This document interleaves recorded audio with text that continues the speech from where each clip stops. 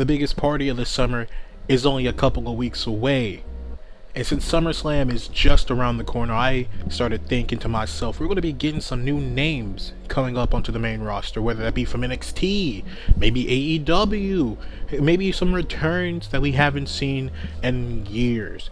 And I got to thinking, since we're halfway through this year, who has been better presented from NXT outside the company, or just a brand new face on the roster? My name is My name is Dom from the DDE channel, and what you're going to be seeing is me tier rank from S to F who's been better booked on WWE this halfway through the year. So let's get straight to it. But before we start the video, I just really want to say thank you so much for supporting the channel. And if you really want to support the channel, like, share, comment, and subscribe so you'll be notified whenever I upload more types of style of these kind of videos. I'd really appreciate it. Now let's get to the video. So to explain my tier list from S to F, S being absolutely phenomenal year, no complaints, no questions about it. A is a very, very good year. Very good year. Maybe a hiccup here and there, but phenomenal year, none of the doubt. B, okay, not mad at this year. I feel like you've definitely put in the work. You've definitely elevated yourself into being, you know, a mainstay. A mainstay. C, directly in the middle. I'm not mad at you. You know what I mean? I'd like better. I'd like you to do better, but for what you've done so far, not mad at it.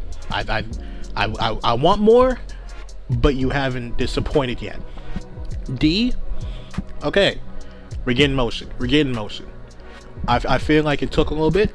We're getting some motion, and hopefully by the end of this year, and hell, maybe even next year, you're on the higher tiers. You're on the upper tiers. E, you know, it's not the best year for you. It's not the best year for you. And if I want to be completely fair and honest, maybe not going to be the best rest of the year, but maybe next year. This is the next year category. F being not a good year. You just bad year. L year, or for to be determined years. You know, so that's basically the way my list ranking works. So now that we got the list out the way, let's get to our first contender. The first superstar we're going to be starting off with is Ethan Page. I think the start of Ethan Page's main roster career has been very good, very solid. Immediately getting a match for the IC title against Penta at Saturday Night's Main Event, very good. Consistently good matches with Jevon Evans, with Dragon Lee. He hasn't had a match with Chad Gable yet, so never mind with that one. But none of the doubt, consistently good matches. I'd say fairly featured, whether that be wrestling or like the talking head of Rusev. So, I think I put him in D. Not D. I'm sorry, B. I'll put him in B. I feel like this is a very good start of the year for him. He debuted the night after Mania, so that's like what, 3 months ago. And for the 3 months we've had Ethan Page, it's honestly been pretty entertaining to see him on my screen. So, and I'm excited to see that hopefully the rest of this year into next year we get more and better of Ethan Page. Next on my list we have a group named Fatal Influence. JC Jane, Fallon Henley, and Laney Reed. They debuted, basically almost all of them have debuted relatively the week or night after Mania. And when I tell you, the very beginning of Fatal Influence on SmackDown, beautiful.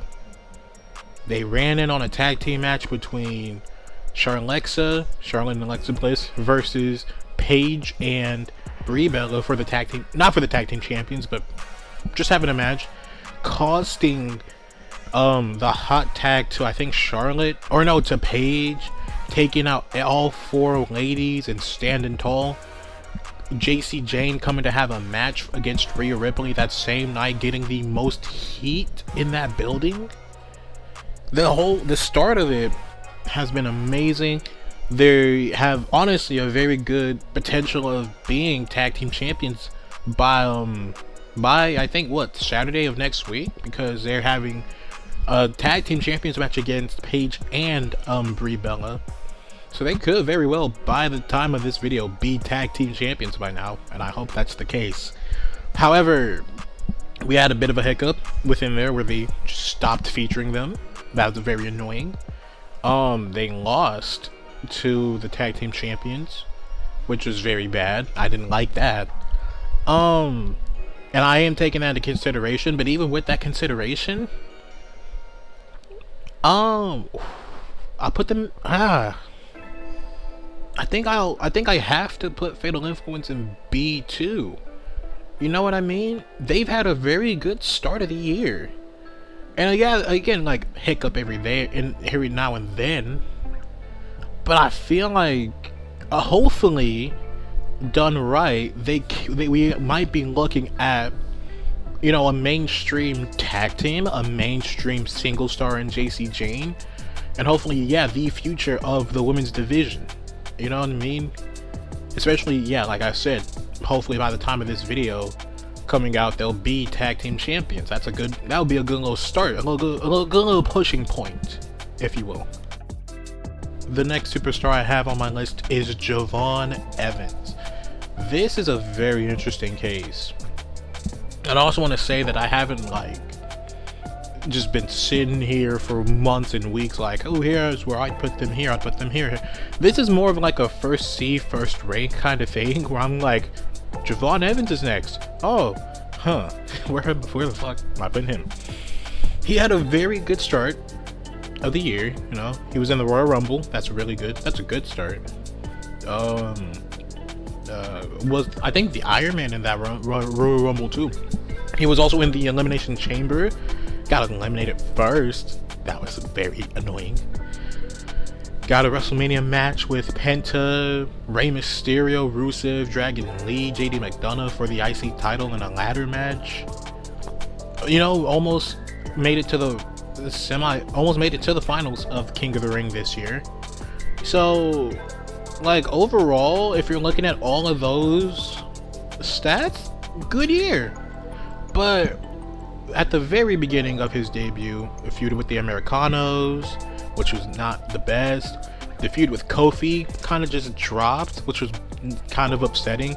He hasn't been featured yet, you know what I mean? Like, he hasn't been on television since like I think the beginning of July, or maybe even mid-July, or June. I'm sorry, June. So like he's just kind of been away, and I just don't think that's the best way to, you know, keep especially a younger talent like Jevon, who's only 22 years old. I feel like that's not the best way to treat a young talent with momentum and promise to kind of shove him away, you know. But with all those achievements, with how they've treated him and everything along that, I feel safe putting him in C tier. I think C tier is fair. Where he hasn't done, I'm saying he's in control of whatever he's doing. Jevon's booking hasn't made me offended. I'm not angry at how he's been booked, but man, I want better things for Jevon Evans. I want better things for Jevon. I really thought he should have won at WrestleMania and became the IC title holder. And if he would have done that, we honestly would have been looking at an A tier. We would have been looking at an A tier. But that didn't happen, and then just kind of slowly being pushed down the line. Yeah, I C tier, but hell, the rest of this year might be promising, and then there's a whole nother year. I really hope that they capitalize on Jevon Evans. Next up is Joe Hendry, and I'm hoping he doesn't appear because I said his name. Wait a minute, that hasn't been a thing in months.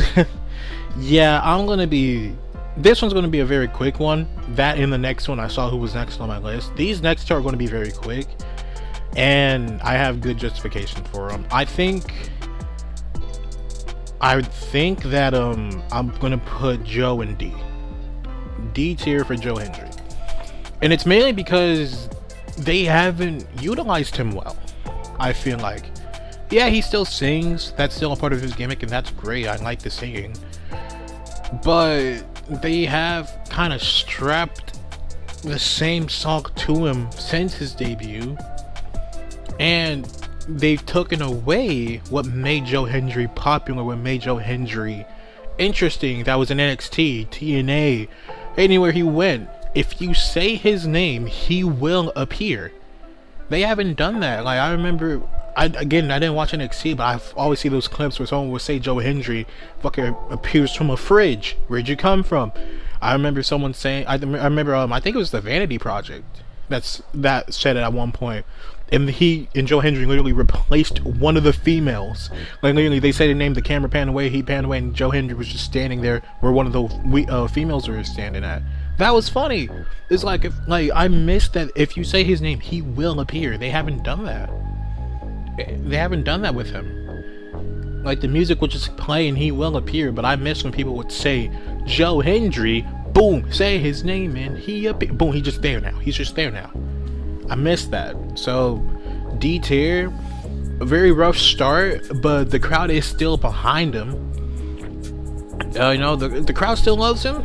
He's still, apart from getting taken out for a little bit, he is still fairly loved and featured on television. So, he's not the worst. He hasn't had the worst half of this year so far. You know what I mean? He hasn't had the worst call-up, but yeah, it's just, man, they took away the best part of him and then made it not the most interesting. And next on the list is the Glamour, Blake Monroe. F, to be completely honest, because I'm not putting her in F because I haven't liked, the vignettes or like her motivations for attacking the characters or the superstars that she is attacking. I like those stuff, but I'm putting her in F purely because we haven't seen her yet, like, show off on the main roster yet. You know what I mean? She appeared twice. One was telling Chelsea that, yeah, you're not good at your job, bud, and then having Jade and everybody else attack her. And the other time she showed up was when was to attack Julia and Kiana James. But apart from those two instances, we haven't really just seen her active on the main roster. So in a way, this is more of just to be determined. God, leave that struggle.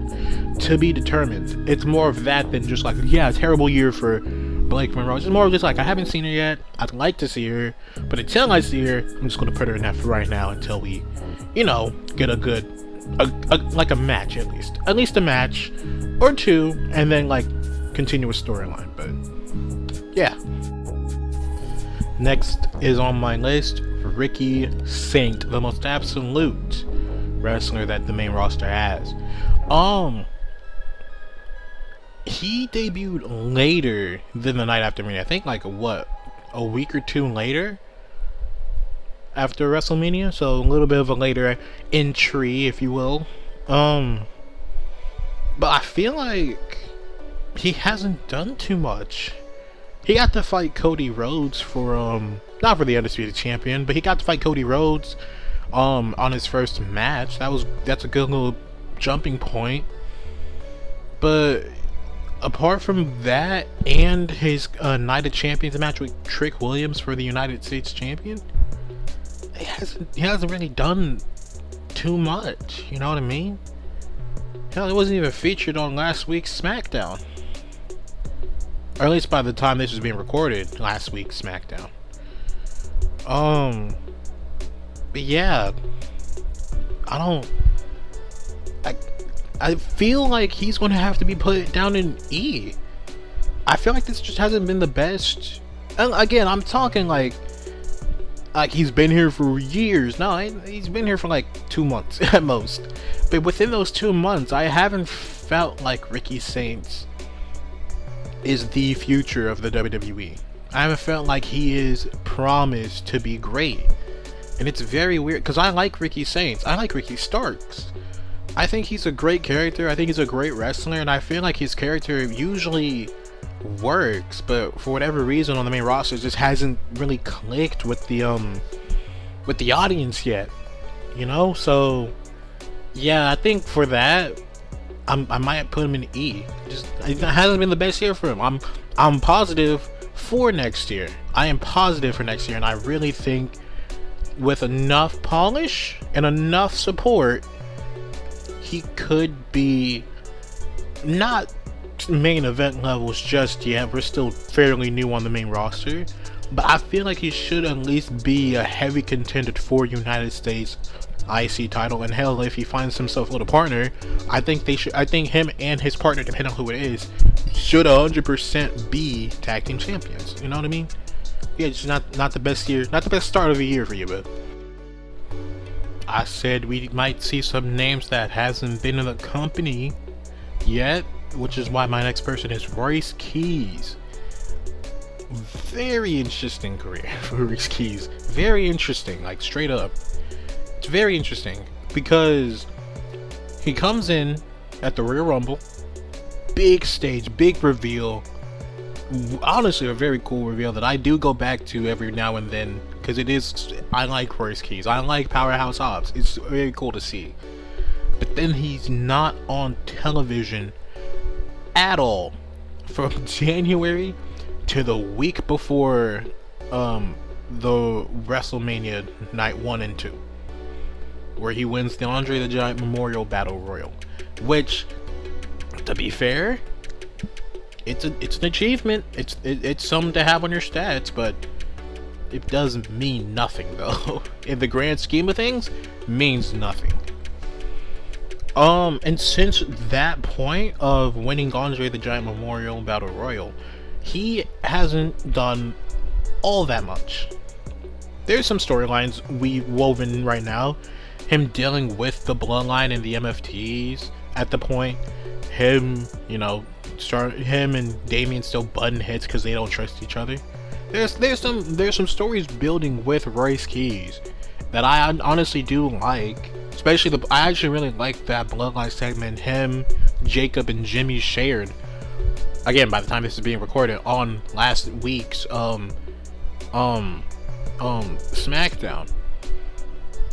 But apart from that, it's just kind of been squash matches of Los Garza, and not a squash match, but you know, being put heavy over Tama Tonga. That was cool. Oh, that really cool moment where he interrupted Gunther and Cody's segment to try to take Gunther's undisputed champion shot.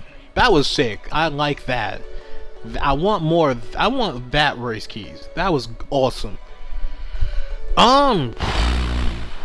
Where do I feel like he fits in though? Let's put him in a C. No, I'm gonna stick with it. I'm gonna put him in a C. I think he has room to improve. I feel like he has room to improve. I really do think that come next year, we might be looking at a new United States champion. Or if he moves over to Raw, a new IC title holder. Or a contender. Hell, actually, CM Punk mentioned in his promo that he wants to fight Royce Keys for the World Heavyweight Champion. On the line and shit. Or the Undisputed Champion, I'm sorry. And I feel like if they let Royce Keys show out, they let Punk give Royce Keys that extra little rub, maybe a main eventer. So like the building blocks are there to make Royce Keys the best he has ever been. But yeah, as of just right now, I'm not the most excited of Royce Keys, as I should be. Know what I mean? So I think a C is fair. Next on the list is the ruler, the king of the ring, winner, the mountain that nobody can climb, the mountain nobody can conquer, Oba Femi. And I'm gonna be very transparent right now. Oba Femi is my favorite wrestler currently. He is currently my favorite wrestler. I love Oba Femi so much, and I think this entire year has been basically fantastic for him. You know what I mean? This year has been phenomenal for Oba Femi, which is why it hurts me to put him at an A. He's not quite done it yet, and the only things that he has done has been amazing. But the reason I'm putting him in an A tier is because there are only two very small blemishes, and those blemishes he had no control over. One being Brock Lesnar returning. You know what I mean? Brock Lesnar coming back did kind of hurt my soul a little bit. It was like, oh, so the Oba Femi Brock match did mean a bit of nothing then, I guess. That's because like I already meant something having Oba Femi and Brock fight at WrestleMania, but then to have and show Brock's retirement after that match, just put Oba into the rocket and just shot him off in space. But then to have him come back, have Brock come back, was just deflating. It just made you sad a little bit, you know? And the other thing was him giving up the title opportunity after winning King of the Ring. Those are the only two blemishes that make it an S tier, because they hurt my soul personally. And had those two things not happen, he'd be 100% in the S tier. But that still does not detract a phenomenal year for Oba Femi. But man, yeah, those two little instances just kind of slap you in the face a little bit, like, oh, so nothing does matter, I guess. Fuck. But yeah, I'm hyped for next year. Next superstar on our list is currently the Women's Intercontinental Champion, that being Sol Ruca. I liked the debut of Sol Ruca. I didn't like the following of Sol Ruca, you know what I mean? Where she lost again. I didn't like the fact she lost against Liv to begin with. I thought it was a really good showing out party, but I'd rather that not been Liv and have that be Becky at least. So by the time we do start a feud with Becky, it's already started because, oh, I try to make a name for myself coming up to the main roster immediately, and you putting me down. I want to prove you wrong. So then they have another match at whatever it was. It was Saturday night's main event. They had a match and it was ass. So then by the time we get to Clash in Italy, they would have had a very quick, very organic trilogy match for the IC title. You know what I mean? But I feel like, yeah, losing against Liv, not my favorite, but it was a really good showing out party for Sol. I like that. Losing to Io, I'm happy that Io won. But man, it was rough for Sol because I didn't want to see Sol lose. I like Io, but I didn't want to see Sol lose at the same time. And then straight into that bad finish at Saturday night's main event. You know what I mean? It was so bad. The match, in a way, the match didn't even really start. The match was like 3 minutes long. But then yeah, winning at Clash in Italy against Becky, great match, great moment. I actually was surprised by that moment. I thought they were saving this till SummerSlam. But yeah, then it really just kind of went away for a little bit and not really have anything for the belt. She had a match with Lyra. She was into the Queen of the Ring tournament, was immediately eliminated first round, and then had a match with Raquel Rodriguez for the IC title. I mean, yeah, it's a bit of a little rough of a start for Sol Ruca, I'm not gonna lie, but we're coasting, we're getting somewhere with it. I think what I've also been doing a little bit with all these superstars, I'm kind of trying to see into the future of where they lie, and I think weirdly with Soul, I can't see where we go with her. I can't see where we go with Soul Ruka. I can't even really be like, oh, I feel like this person's going to take the belt off of Soul, or she's going to drop the belt and then move on to something. I can't really just picture it yet. So that's the weird part I'm at. I think fairly a C tier is fair. That start was bad. We're getting somewhere good, but we're also kind of on a low with Soul Ruka. We peaked when she won the IC title, and now we're back down to like a now what? You know what I mean? I think C tier is a fair tier for her, and I'm hoping that, you know, the rest of this year treats her well. Type shit.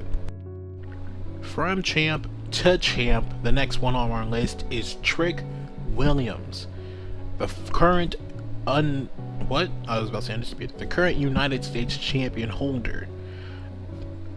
Again, another very interesting career where everything is there. The character's there. I feel like in ring still needs a bit of work, not in a bad way, but it's more of a thing of like I'm not excited. I'm never really excited for a Trick Williams match. I'm excited to see how the story can progress in a Trick Williams match, but I'm never like, oh, this move is going to be cool if he can hit this move. Once he does this move, it's going to be awesome and everything like that. It's always just been like okay, a fair match, fine match, and Trick wins usually. Cool. Yeah, good job, Trick. That's about the most emotions I can conjure up for a Trick Williams match. But everything else is there: character, charisma. Little Yachty has honestly also been a very good asset to Trick. Yeah, winning the United States champion at WrestleMania and beating Sami Zayn. Great time, great style. Also in the Elimination Chamber and Royal Rumble.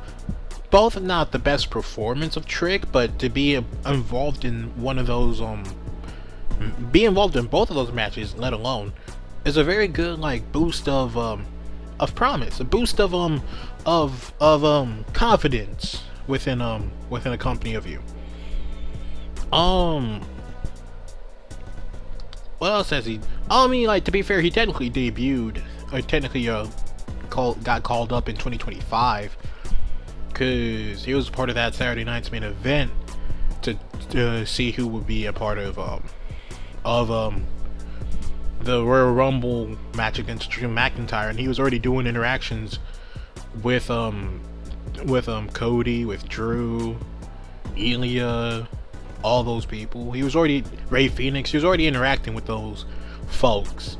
So technically 2025, but he's new enough to where I'll slide him into this year's. Yeah, there's not anything else I can really comment on it. So the best thing I can give him is a B. I'll give him a B. I'll put him in B. I feel like B is fair because, yeah, I feel like B is fair. I think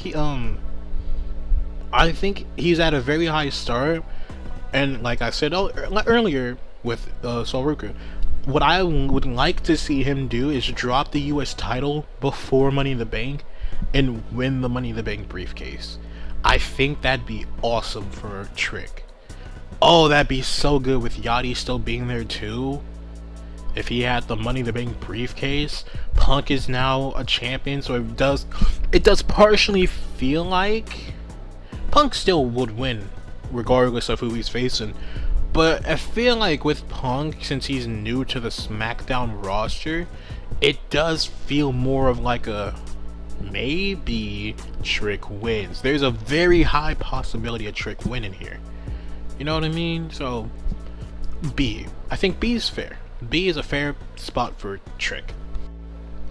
And the final person on my list, and I do mean it, is Danhausen. He is a new character from this year. Debuted on my birthday, mind you. Honestly, and I do mean it. It is one of the best birthday gifts I've ever received. Best birthday gift. But yeah, I really do think Danhausen has been honestly wonderful on the main roster. I think he's been great. And I do mean this. It isn't just so I can, not get cursed, believe it or not, but I do soulfully mean it. I think he is an S tier superstar this year. I'm actually surprised I'm saying that. I'm not gonna lie to you. He has been not valuable, but weirdly important to the style of this WWE era. He's been all over mainstream news with basketball, with the Knicks and all that, with ESPN. Hell, to the point where he is headlining Saturday night's main event. You know what I mean? He has been, I think he's been the most mainstream sign superstar since Jade Card Kill, where they signed a superstar and the mainstream just kind of explodes because of it. You know what I mean? It's very weird, but I do mean that wholeheartedly. I think he is an S tier. I think he's an S tier superstar this year. He's been honestly very fun. He doesn't even need to have matches, but the matches he do have aren't bad. They're actually honestly very solid matches. Especially the Backlash match. I really like the Backlash match. Yeah. Holy shit. I'm actually I'm gonna stick to it. I'm sticking with it. S tier. But that is going to do it for me today, folks. Let me know if there is a superstar that I did miss, because I'm not gonna lie, I've been doing my best trying to catch the debuts as I could this year. But let me know who y'all think I got wrong. Let me know what y'all would rank each and every superstar that I've mentioned here, or that you would want to mention that I didn't. But make sure you like, you share, you comment, you subscribe, turn on the bell icon so you'll be notified whenever I upload. The next video is, I'm unsure, I think by the point this video will be coming up, it will be my final SummerSlam predictions, I believe, for at least the Wednesday videos. You know what I mean? The Friday and Raw reviews will still go up as normal, but as of these kind of videos, I believe predicting SummerSlam officially. But that'll be all from me. Take care. I love you. I'll see you when I see you. Bye. Also, if you like the music, I'll follow the second channel. That's me.